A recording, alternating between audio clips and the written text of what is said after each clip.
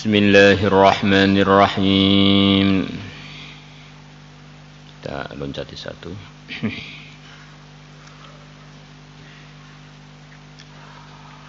Wa an Anas radhiyallahu anhu qala Rasulullah sallallahu alaihi wasallam yaqulu berfirman Allah azza wa jalla akhriju minan nar, keluarkanlah oleh kalian para malaikat minan nari, dari neraka, man orang zakarani yang dia pernah mengingati aku yauman, dalam suatu hari. Di anugerah Allah yang begitu besar kepada orang-orang beriman. Siapa yang pernah zikir walaupun dalam satu hari saja, orang ingati Allah, maka keluarkanlah dia dari neraka.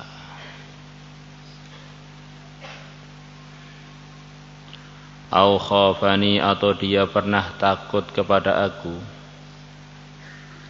fi maqamin, di suatu tempat.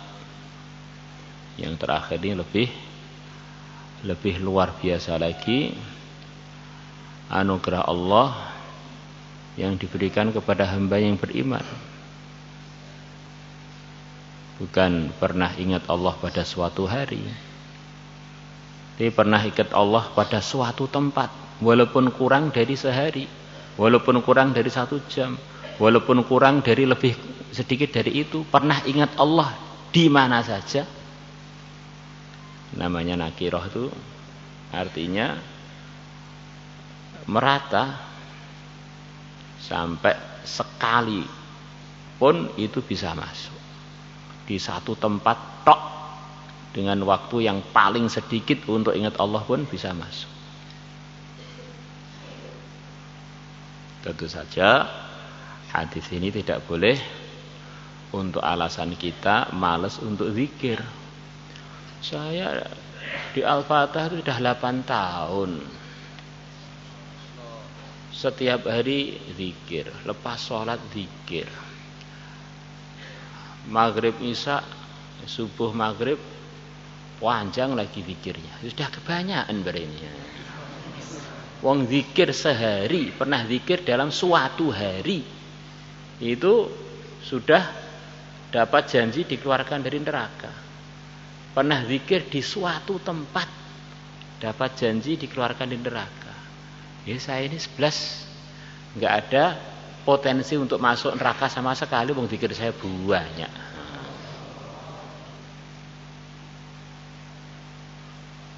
Masalahnya begini, orang itu kalau nggak zikir, waktu itu juga ditangkap oleh setan. Apa ada yang bisa menjamin orang itu tengah-tengah lalai, tidak zikir, kemudian wafat tanpa iman? Apa ada yang bisa jamin? Maka karena kita ini bukan orang yang terjamin mesti wafat husnul khotimah, maka hadis ini adalah menyemangati kita begitu luasnya anugerah Allah, tetapi tidak boleh menjadikan kita sembrono atau meremehkan atau mengecilkan risiko-risiko orang yang tidak berzikir sekian lama. Sudah merasa puas pernah berzikir beberapa kali saja, sudah cukup itu untuk masukkan saya ke surga. Masalahnya itu. Namanya temannya si Abdul Qadir, yaitu Ibnu Syaqqa.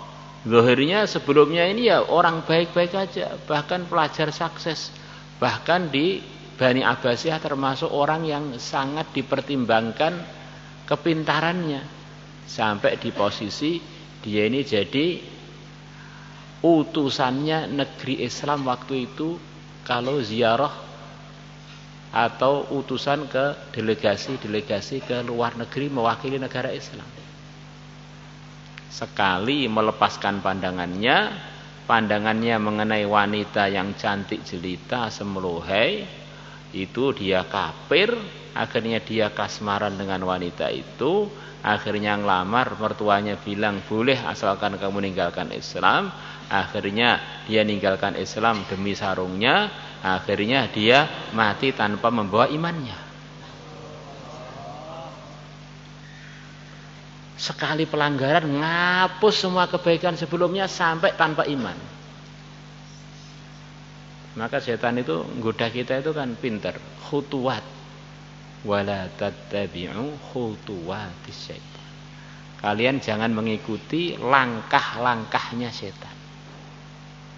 Dibisikin, masa anak muda kok terlalu disiplin. Itu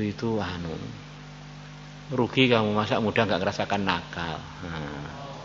Masa muda enggak ngerasakan ngeluyur. Nanti kalau sudah tua ngeluyur itu enggak enak. Akhirnya begitu ngeluyur ternyata mati.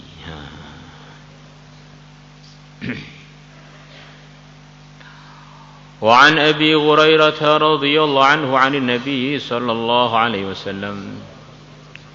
Bima di dalam hadis yarwi yang beliau meriwayatkannya an Rabbih dari Tuhannya Azza wa Jalla.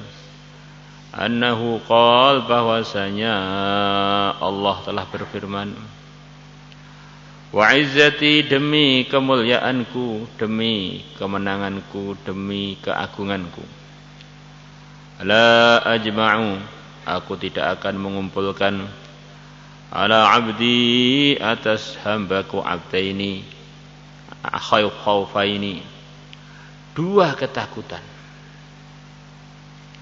wa amnaini, dan dua keamanan. Ya Allah bersumpah demi keagungannya, aku tidak akan mengumpulkan pada hambaku ketakutan dua kali lipat, dua kali. Kalau ada takut ini, saya akan beri pada dia jaminan keamanan ini. Kalau dia tidak takut, tidak peduli dengan ini, ganti dia akan saya takut-takuti dengan ini.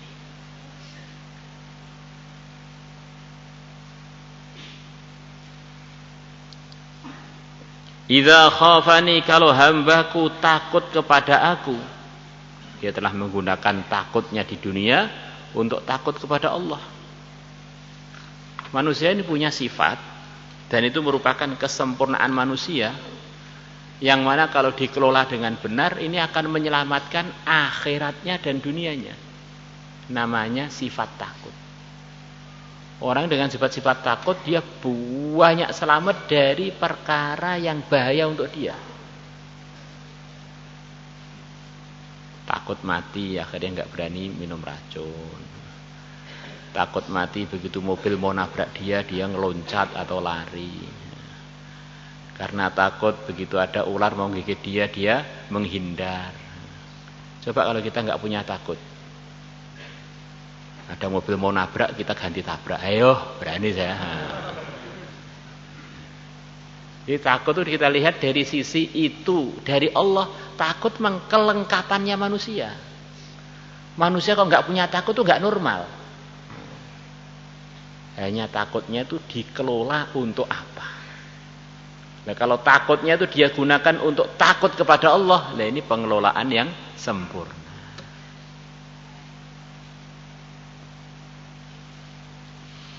Ada kalian insya Allah ya takut semua lah, normalnya begitu itu. Takutnya apa? Takut ketahuan, kalau bolosnya ketahuan. Akhirnya takutnya itu dikelola untuk diarahkan pada perkara yang merugikan kan.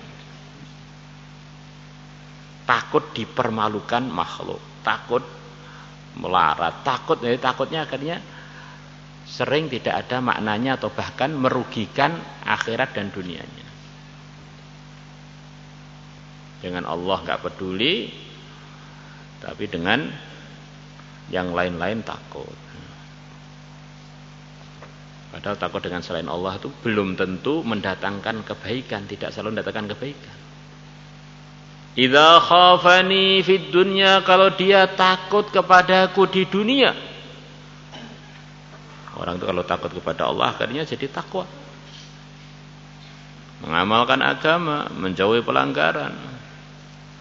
Amantuhu, maka aku akan memberikan keamanan kepada dia yaumal qiyamati, pada hari kiamat. Wa idza aminani, dan kalau dia merasa aman pada aku. Jadi dengan Allah tuh nggak peduli belas, dengan ancaman yang nggak peduli, dengan larangan yang nggak peduli, nggak popos, nggak apa-apanya. Tapi untuk pelanggaran-pelanggaran, untuk hal-hal yang tidak disukai oleh Allah. Di dunia akhaftuhu, aku akan menakut-nakuti dia, atau akhaftu, aku akan menjadikan dia ketakutan yaumal qiyamati, pada hari kiamat. Ma'adallah, semoga Allah lindungi kita.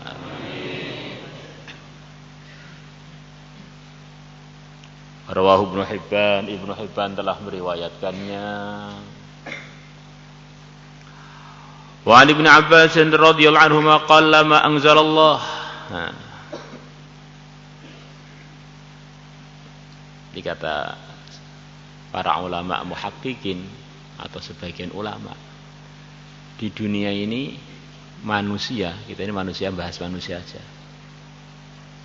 Manusia ini terbagi dua kelompok saja hakikatnya. Manusia merdeka dan manusia yang sebetulnya dia ini tidak merdeka. Sebetulnya dia ini telah menjadikan dirinya menjadi budaknya manusia. Kita ini kan hambanya Allah. Lah, dalam praktek kehidupan yang memang hambanya Allah, akhirnya tidak menghamba kepada selain Allah, itulah orang yang merdeka. Jadi kalau hambanya Allah tidak menghamba kepada Allah, walaupun dia jadi presiden, dia jadi pejabat tertinggi, jadi orang paling kaya, sebetulnya dia ini diperbudak oleh makhluk-makhluk dan oleh keyakinan dia yang salah itu. Maka di dunia ini tidak ada orang yang merdeka sempurna selain orang yang apapun dia buat hanya karena Allah.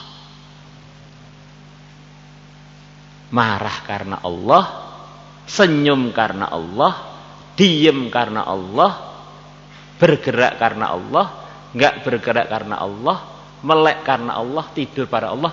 Ini orang merdeka ini. Tidak ada seluruh dunia yang bisa menjadikan dia sebagai hambanya. Yang kedua, yang kebalikannya. Pertimbangan dia dengan Allah hilang dari kehidupannya. Pertimbangannya, bagaimana pandangan orang pada saya, bagaimana lingkungan saya, bagaimana masa depan saya, bagaimana dan terusnya, bagaimana dan bagaimana. Akhirnya dia ini diperbudak oleh macam-macam makhluk yang dia kenal itu. Masya Allah. Di hidupnya itu tidak bebas, mumet karena dia tidak mempraktekkan tauhid dalam kehidupannya. Jadi kalau kamu ini pengen daftar sebagai orang merdeka, maka tauhidnya dibenarkan, akhirnya hanya semata-mata karena Allah. Susah ya berpahala, kaya ya berpahala, dihormati juga berpahala, dihinakan juga berpahala.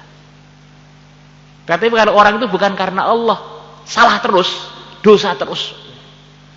Wong karena semua fasilitas yang dia gunakan, mulai nyawa dia, mulut dia, kuping dia, kaki dia, itu semuanya titipan dari Allah. Kemudian dia gunakan bukan untuk ridhonya Allah, bukan karena Allah. Dosa tok, akhirnya jadi markas pendosa. Setuju gak? Ini gak perlu persetujuan ini. Ini memang harus begini ini, tanpa perlu persetujuan. Ini orang itu bisa duduknya sama.